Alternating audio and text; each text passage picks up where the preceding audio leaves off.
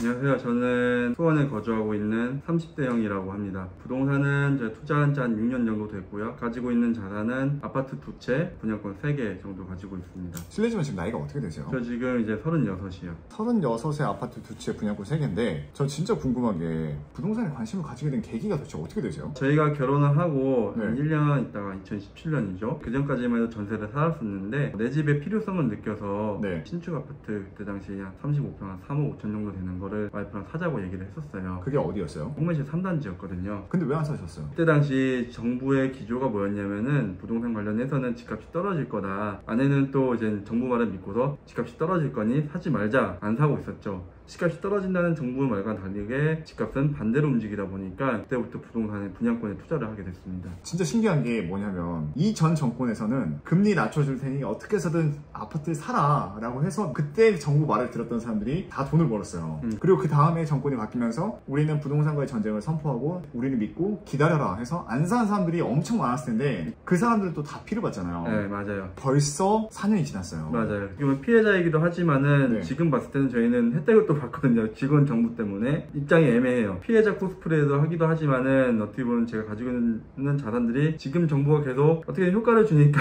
올라서 참 뭐가 맞는지 잘 모르겠네요. 처음에 와이프분께서 사지 말자고 했었잖아요. 네, 맞아요. 와이프분께서 그 집값이 막 올라가는 걸 보시면서 뭐라고 하시던 거예요? 지금 와서 얘기하는 건 뭐냐면 그때 내가 사자고 했었을 때 샀어야 됐다라고 다들 얘기를 하죠. 네. 그럼 딱 그 올라가는 거 보고 이제 그때부터 와이프분도 하자라고 하신 거예요? 그때부터 와이프도 이제 본격적으로 들어갔어요. 그럼 같이 공부를 하셨겠네요? 네. 근데 수중에 돈은 없었기 때문에 그때 첫 투자했을 때 어느 정도였냐면 제가 가지고 있는 생명보험까지 해지를 할 정도였어요. 그럼 그때 투자금이 얼마였어요? 저희 그때 4,500으로 투자를 했었어요. 그럴 때 와이프가 5천, 제가 5천에서 딱 1억이 있었고 네. 수중에 저희가 현금이 3천이 남아 있었고 네. 나머지 1,500은 보험 해약이라든가 아니면 상조 해장 해지나 아니면 그런 걸 통해 가지고 저희가 조달을 했었어요. 당시 그때 어떻게 시작을 하신 거예요? 4,500을 가지고? 경기도 서부권에 있는 분양권을 피를 주고 샀었거든요. 전매시 한 1년이 끝나고 난 뒤에. 그때 샀던 게 어떤 거였어요? 그때 샀던 게 목감의 중흥 S클래스였는데 그때 저희가 피를 1,500을 주고서 샀어요. 근데 1,500 입금하고 하루 있다가 계약 입하기가 됐죠. 매도자 측에서 이거는 더 오를 거다 라고 해가지고 당시 저희한테 판 사람은 아내분이었고 네. 남편분이 반대를 했기 때문에 배액 배상 받아가지고 3천만 원. 그러면 1,500 투자해서 하루 만에 1,500을 받아서 맞아요. 100% 수익을 내셨네요. 1,500원 넣고 뺐는데 3,000이 돼버린 거예요. 그러다 보니까 저희는 6,000이 돼버린 거죠. 네. 그래서 그때부터는 좋은 평수, 좋은 층수를 골라가지고 샀어요. 그게 전화 이복이 돼서 네. 더 좋은 걸 살 수 있었던 더 좋은 기회인 거 거네요. 네, 맞아요. 얼마 피 더 주고 사신 거예요? 저희는 한 2,800 주고 샀어요. 그럼 지금 그게 입주가 됐나요? 지금 입주됐죠. 얼마예요 지금 그게? 6억 정도 하나? 그럼 그거 가지고 계세요? 아니요. 저희는 그거를 입주하기 전에 7,000원 받고 또 팔았어요. 걸린 기간이 얼마였어요? 걸린 기간이 한 1년 정도. 그런 수익을 처음 내보셨을 거 아니에요? 네, 맞아요. 어떤 기분이었어요? 솔직히 저희는 분양권 처음 살 때도 작은 돈이 아니다 보니까 와이프도 그렇고 저도 그렇고 엄청 떨렸었어요. 너무 무섭고 불안하다 보니까 저희 아버지가 지금 지방에서 부동산을 하시는데 거기도 아버지가 올라오셔가지고 같이 하실 정도였어요. 근데 그 불안함을 이길 수 있었던 이유가 뭐예요? 저희는 사실 절박했죠. 집값은 천정부지 오르는데 아무리 저희가 맞벌이해도 충당은 안 되는 것 같고 뭐 어차피 4,500 잃어도 나중에 또 4,500 정도는 열심히 모으면 되니까 그냥 소득이 대략 어느 정도예요? 두 분이 했을 때?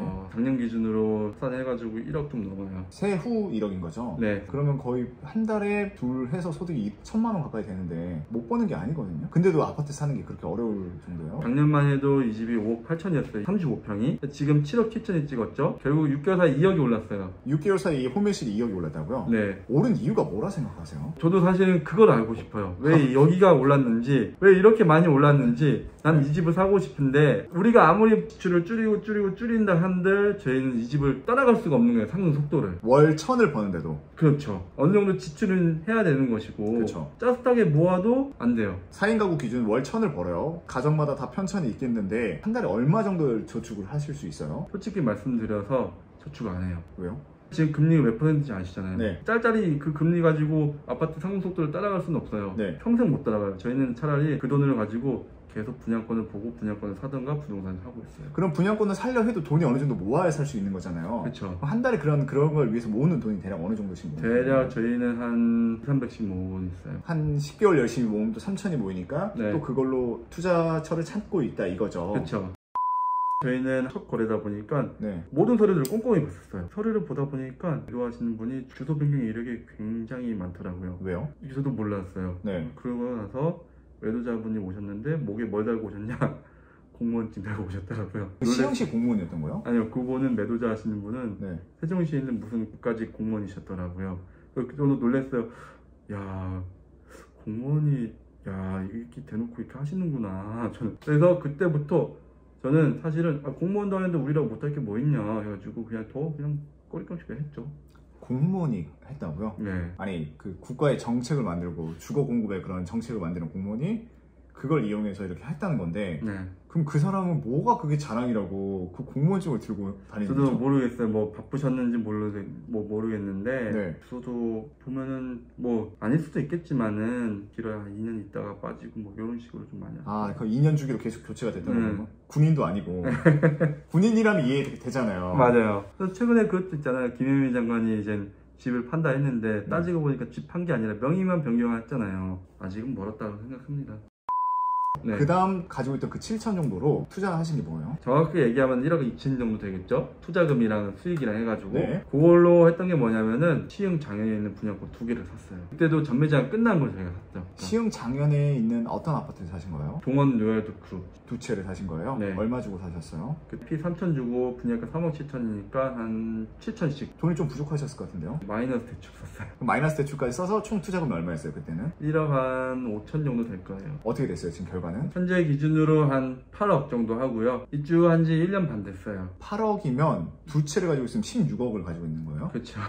근데 이건 왜 가지고 있어요? 요거는 왜 그러냐면은 얘는 역세권이에요. 제가 투자할 때 중점으로 보는 게 3가지가 있는데 네. 역세권, 그다음에 학세권, 싼 거. 로얄두크는 역세권이에요. 그러다 보니까 얘는 최단을 들고 가려고 저희는 아직까지 팔지는 않고 있어요. 그러면 사람들이 또 여기서 궁금할 수 있어요. 너 세금 문제 어떻게 할 건데? 저희는 일시적 1가구 2주택이라는 어떤 비과세 전략으로 이용해가지고 절세 전략을 짜고 있습니다. 그럼 분명히 이 영상을 보고 엄청나게 욕할 수도 있어요. 네. 괜찮으세요? 이게 사실은 저를 욕하는 게 아니라 욕할 게 아니라 어떻게 네. 보면 정부를 욕하든지 아니면 정책에 비판을 해야 되는 부분이라 저는 생각은 해요. 집 한 채를 사기 위해서 이렇게 달려온 것이었고 네. 그 달려오다 보니까 정부에서 펌핑을 해줘서 집값이 이렇게 오른 것이지 다 팔아도 집 한 채밖에 못 사요. 그렇게 해서 지금 두 번째 투자도 지금 나름 성공을 하셨어요. 네. 탄탄대로시거든요. 네. 이렇게 위기나 뭔 이런 문제가 있었던 적은 한 번도 없으셨던 거예요? 무조건 하이 리스크는 있는 거죠. 순탄하지만은 않았었어요. 시흥에 있는 장현지구 분양권 하나 이제 사기로 해서 저희가 계약금을 입금을 했어요. 그게 로얄두크죠? 그쵸. 문제가 있었던 게 뭐였냐면은 저희는 계약금을 해가지고 한 1,500을 넣었죠. 전날인가 이제 부동산에서 연락이 오더라고요. 매도자 분양권이 불법 통장 거래해가지고 받은 분양권이기 때문에 명의변경 안 된다고 연락이 왔다. 그리고 저희가 소송을 좀 했었어요. 모르시고 하신 거였어요? 저희는 몰랐어요. 결과가